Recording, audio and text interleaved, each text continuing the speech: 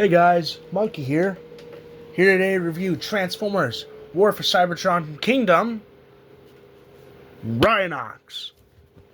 Rhinox here was my very first Kingdom figure I ever got my hands on. He was also my very first Beast Wars character I got my hands on.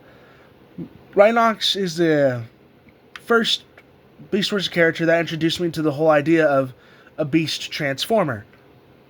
Because, I grew up a little bit after Time's Return, so I grew up with Power of the Primes. I saw the crap. I completely forgot their names. Abominus's guys. I can't remember what they're called, but I saw the components of Abominus and found that interesting, but I never got any. Besides Blot, but that, I don't have him anymore. And Blot came a while after I got Rhinox. As you know, my very first figure was Breakaway. He's currently on that shelf over there. Let's say he was my very first Transformer. But I grew up a little bit after Time's Return, or I grew up with Transformers a bit after Time's Return. I was born in 2009, so do the math there. And bam, Time's Return was when I got introduced to it, but Power of the Primes is when I properly started getting into it. So yeah, Rhinox here was my first proper introduction, though. He was the very first Beast Former I ever bought. He was my introduction to Beast Wars. And I find that very funny because it turns out my dad, he grew up with Beast Wars. It was the show for him when he was a kid. He had a lot of the original Beast Wars figures when he was younger. He doesn't have any of them anymore. Family matters. I won't go too much more into that. But yeah, I'd say he doesn't have any of them anymore, and that's just how it went. But yeah, I'd say he was into Beast Wars, so when I showed him that I got this through messages a little while back, he was telling me all about how he was growing up with it, how he loved it. And when I found out about that, that's what got me into collecting more of these guys. Now I got Rhinox, I got Primal, I got Cheetor, then I got Rat Trap. Then eventually I started getting into the Predacons. We got our Megatron, our Inferno, Tarantulas, Black Arachnia.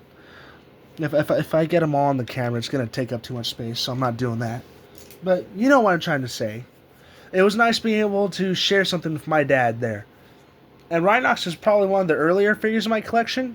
I got him a little bit after I got my hands on the KO Bruticus. So yeah.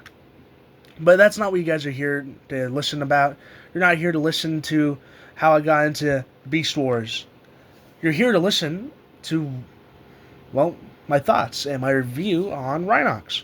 Rhinox here is a flawed but fun figure. Few panels and pieces don't fit or have trouble fitting in, especially these two panels right here and here. They're a bit of a pain to slide in. And a lot of the parts clash when you're transforming him, as you'll see when I actually start doing it. But Rhinox has excellent weapon storage, with both his guns being able to store between the Rhino's back legs, kind of inside the caboose over here.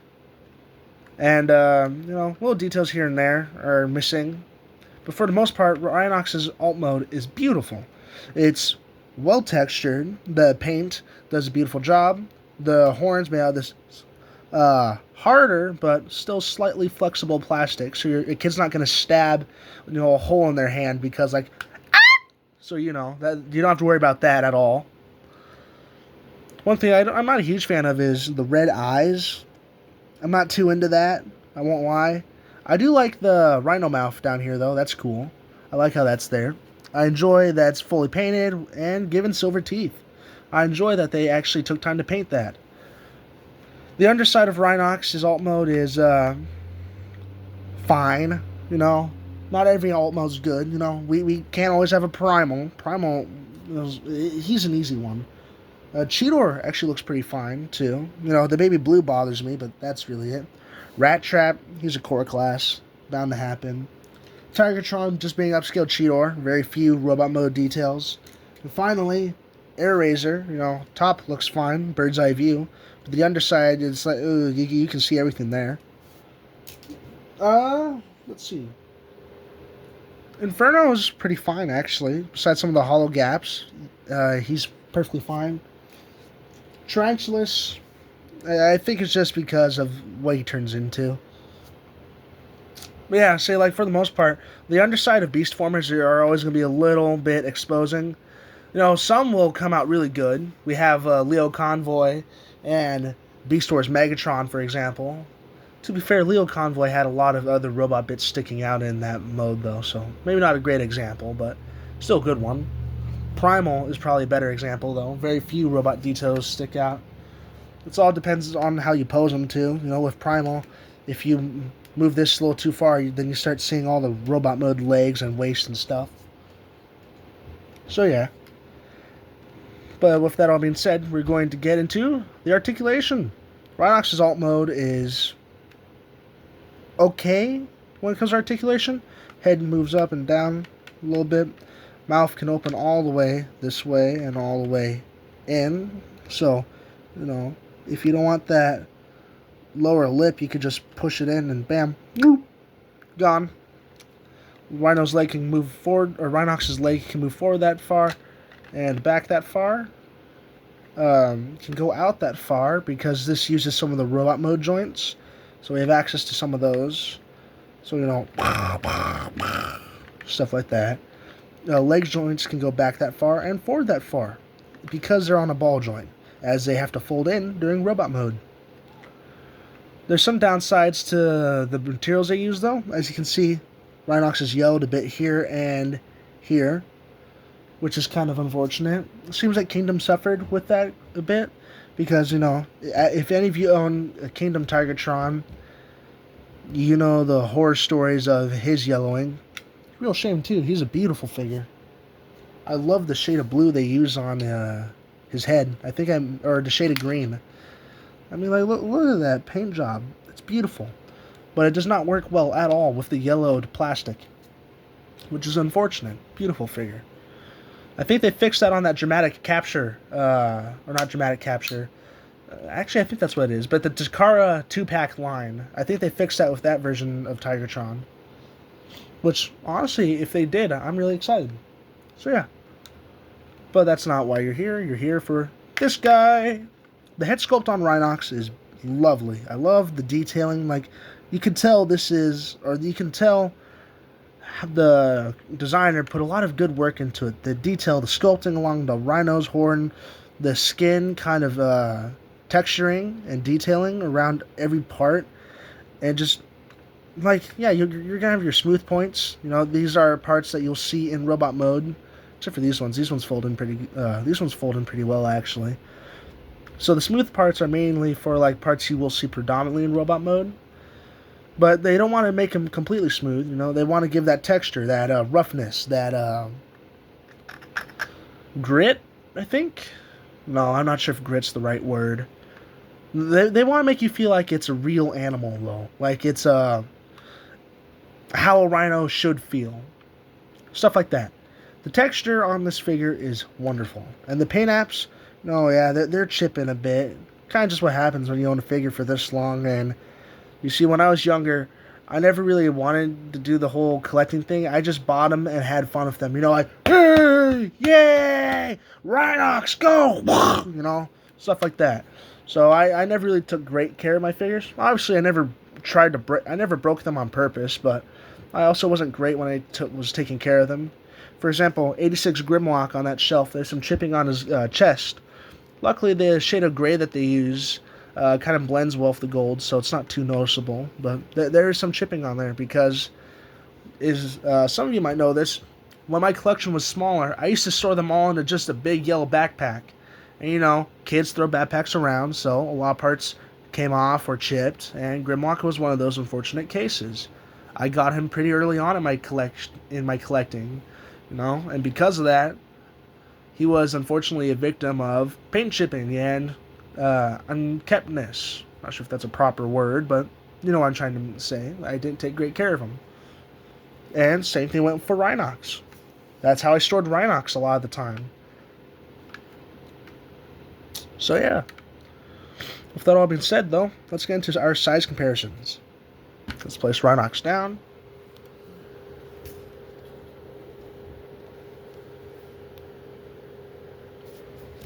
Alright. So, let's start with core class. Rat Trap. Our deluxe class. Cheetor, our two Voyager class figures, Primal and Snaggy, Tigertron, and finally, our leader class. Let's readjust that neck. Megatron's always a little weird. There you go. Megatron.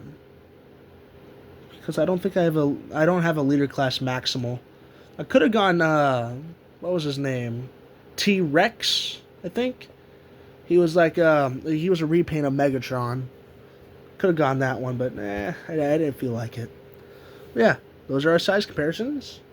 Looking pretty good. So yeah, let's start snagging our guys out of here.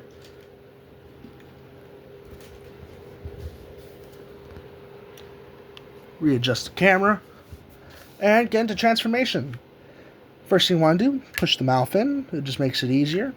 Pull up the arms, gives you some more clearance. Untap this section right here and here. Don't want to do too much with these just yet. Next thing you want to do is pull right here. Gently though, you don't want to stress the plastic. Pull up these panels right here and here. When you split the legs, just kind of push out the guns. They'll fall out on their own. Next thing you want to do is take this part and start moving the thigh down, like so. And this is where a lot of the parts will start to clash, unfortunately. Next thing you want to do, though, is move this leg up, rotate it, and then fold it into the inside of the Rhino. Same thing with this side, rotate, and push in, like so. And then the next thing you want to do is come out here, pull out slightly, then push down till it clips in, then push it in. Same thing with the other side. Next thing you want to do is kind of force this around, like so. Then you want to pull this piece down. Next thing you want to do is untab the foot, rotate it down, and push it back. Then you're going to want to push this entire piece in. This tab right here goes in the slot right there. Compresses nicely. This tab right here goes right there. But before we do that, I'd like to appreciate the little bits of mechanical detailing. Got some wiring and some gears. I think the other panel shows that too. Yeah. Same side, or it's the same detailing on the other panel. Got some blue paint stuck in there. Some of you guys don't know this, but my little sister, she got a hold of my Beast Wars figures because when I was younger, as I mentioned, a lot of my figures were in a bag. My Beast Wars figures were near the top, so she grabbed them and just went to town on them with the paint I also had on my dresser. So my little sister, she was younger. She didn't understand. I got really mad at her. Still feel kind of bad about it. But she got a bunch of paint on my figures. So if you see, for example, Tigertron over here, there's probably still some bits of paint here and there. Like right there on that kind of the bicep. Bits of blue here and there. Little chunks of yellow. Oh, okay. Bit of yellow right there. Just how it was. No, she was young. I was young as well. But yeah. Next thing you want to do, though, is tab this little piece right here into there. And that secures the leg. Straighten it out and move this panel back. And you're going to want to repeat that entire process over here now. See? Like that. Start unfolding the leg. Untab the foot by rotating it up and pulling it out. Do that. Collapse the entire assembly there. Tab that in. Slide that back. And now we're almost done. The legs is where a lot of the transformation is. The upper torso, much simpler process. You want to push the Rhino head back, then pull this assembly forward by the shoulders, like so. Not too hard, you don't want to stress the plastic. Then you want to move these panels up to fill in the sides. Push down a bit right here. Then flip out the Rhino jaw. Collapse this back piece into them. And if you guys want to get a bit more of a show accurate appearance, you could push a little bit on this and pull the jaw out. Then put it back in and then flip it around and reverse it. So if you guys prefer a bit of a more show accurate appearance, because I do believe that's how it was, you can get that, like so. Next thing you want to do is rotate the elbow, flip up the forearm, and flip out his hands. Same thing with the other side, like so. And just like that, Rhinox is complete, or almost. Got to give him his guns. Just want to separate from each other. As you can see, both barrels fit in the other ports like that. Just clip in together and separate from each other. Put that all in like so. And bam! Kingdom Rhinox is finished. Now, for you guys, it's going to be a second, but for me, it's going to be quite a few minutes. Going to transform some of these guys and get them ready for comparisons. See you all in a little bit. Alrighty, got the lads transformed. So now we're going to do the rest of the video. Rhinox here is clearly based off of his more Kingdom appearance, which was, well, clearly based off the 1996 appearance from, well, Beast Wars. Some details are missing, such as the maximal symbols on the head, and along with him being a lighter shade of green compared to his darker, more kind of forest green that we had in the show. The forest green had little highlights of this lime color, I believe, but for the most part, it was a darker shade. And inside that darker shade, we had an even darker shade of maximal symbols on his head. This figure, unfortunately, doesn't have a single appearance of a maximal symbol. Sorry, had to burp there. But this figure is unfortunately missing any sign of the maximal symbol. No, the box stated he's a maximal, and his instructions state that, but not him. Which kind of sucks. Because if a new fan gets this figure, yeah, they'll know that he's a maximal from the box, but, a lot of stories rely off of insignias for early Transformer fans. Younger ones. When I was younger, it was all about, so, this guy's an Autobot because he has that symbol, but if he doesn't have that symbol, then he's neither. And that's the story I kind of did with Rhinox when I was younger, I was like, he's neither Maximal or Predacon, so he's on his own. And this is before I ever watched Beast Wars. It wasn't until when COVID happened, COVID happened, then, when did Kingdom come out? 1 second. Gonna look this up on my phone. Because we gotta find out,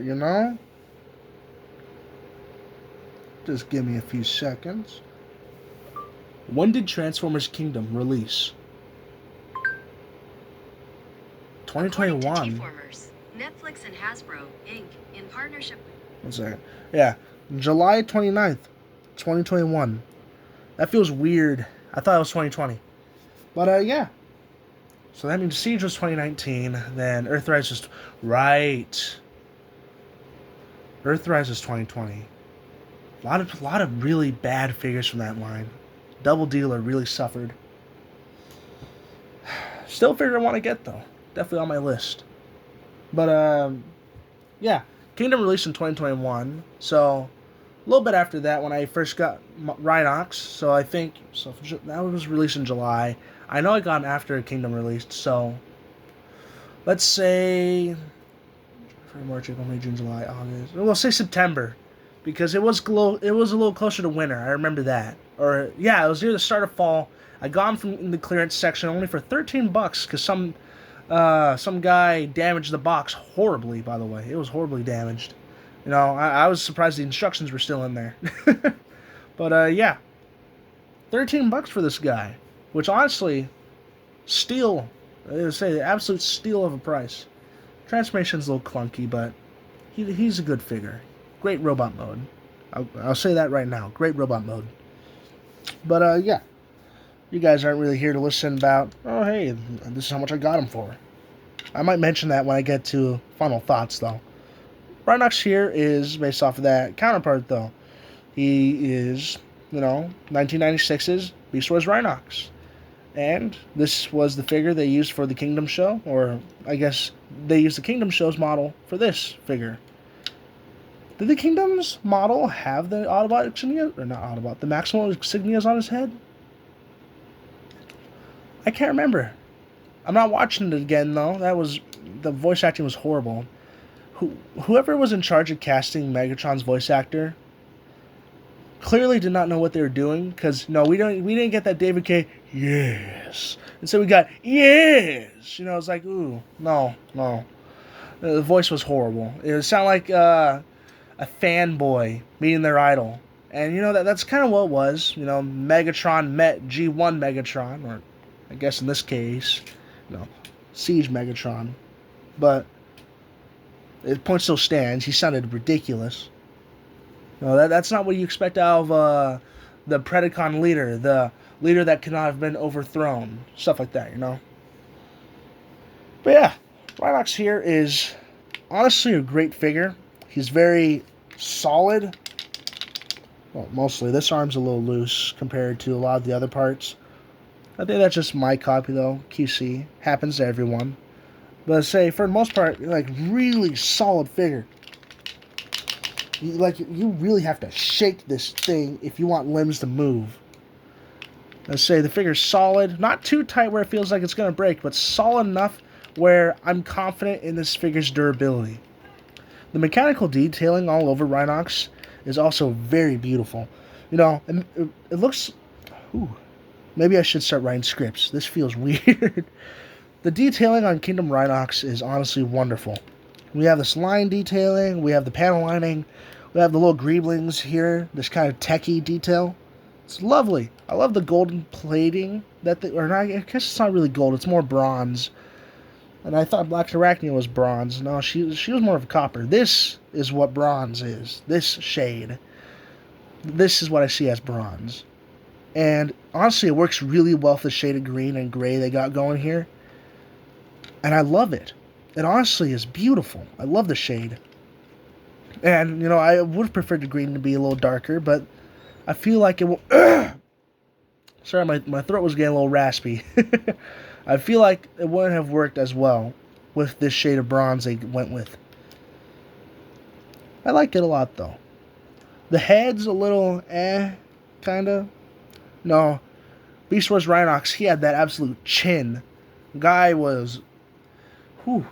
Like, seriously. You guys know the Crimson Chin from Fairly Odd Parents? A little bit like that. Let's say dude was built. Let's say his chin, that jawline, I feel like could cut a diamond. But yeah. Let's say this doesn't feel like Beast Wars Rhinox. This is very clearly Kingdom Rhinox. But honestly, I don't mind the head sculpt too much.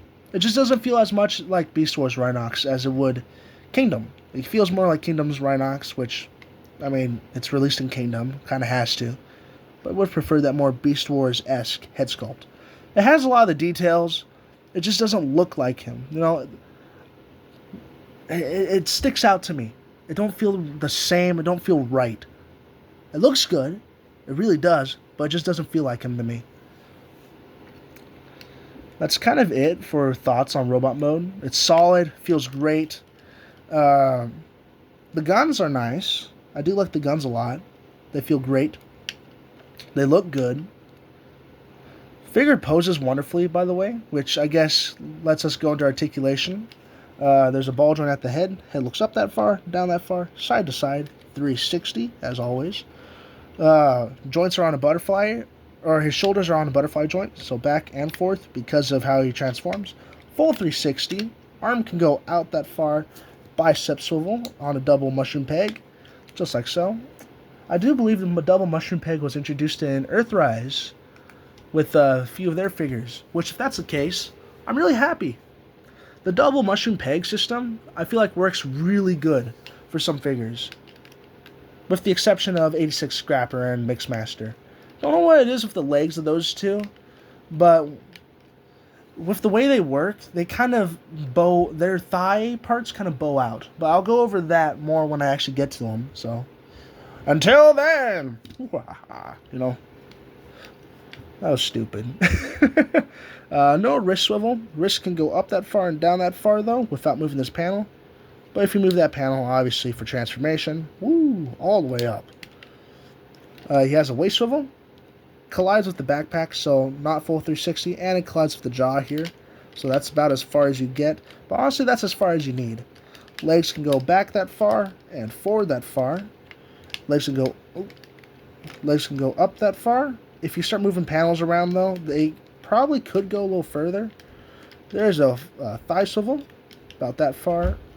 There we go. Let's say if you have this slid back, only goes about that far. But if you have the panel slid up, you get your full 360 out of that. You get a double knee bend, one bend right here for the normal knee, but another bend right here for the transformation joint. So you get a knee bend about that deep, and you get an absolutely killer ankle pivot with a bit of foot rotation at the base, which honestly is nice. I like that. A little bit of a swivel. Or I guess not a swivel, but there's movement there. So yeah, let's get into size comparisons. Start off with Rat Trap, who's way too short. I feel like he needed to be a little taller. He's about up to Primal's elbows. Or he's supposed to be, at least. Let's see. Deluxe Cheetor. The Voyager Tigertron.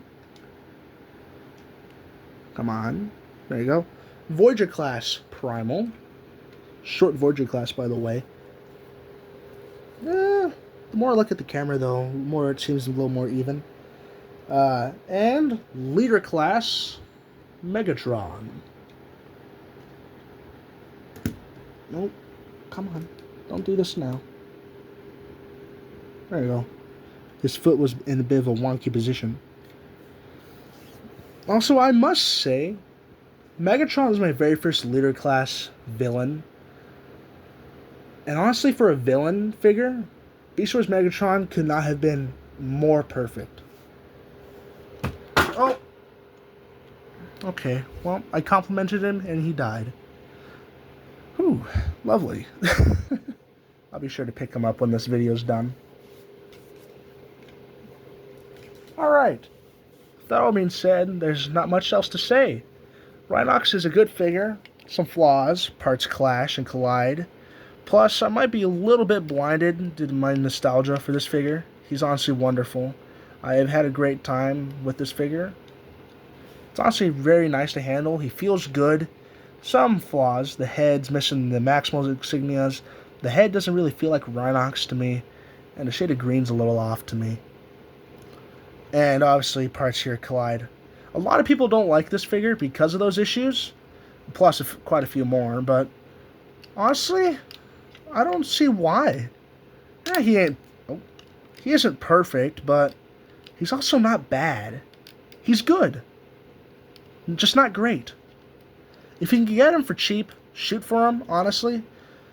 It will take a little bit of getting used to when it comes to his transformation. Parts do collide. That's just inevitable with this figure. But it's honestly nice. If you're just looking for a fun beast former that has a few flaws, but I know for a fact it's definitely going to be a little cheaper, go for him. Same with Rat Trap, actually. I'm not sure if I said that in their review. Rat Trap's also a really good figure to shoot for. Get him when you get a chance, too. But yeah, Rhinox is good. He's honestly, to me, he's wonderful. He's a great figure to me, but looking at this objectively, he's a good figure. Some flaws, some minor issues, missing details here and there. Nothing a few decals can't fix with that. Parts colliding, it's not the worst, not the best either. But yeah, that's really about it that I have to say. I love this figure dearly. It means a lot to me. Long history with it. And yeah, that's about it that I have to say. I hope you all take care. If you enjoyed, like and subscribe. And see you all in the next video. Goodbye.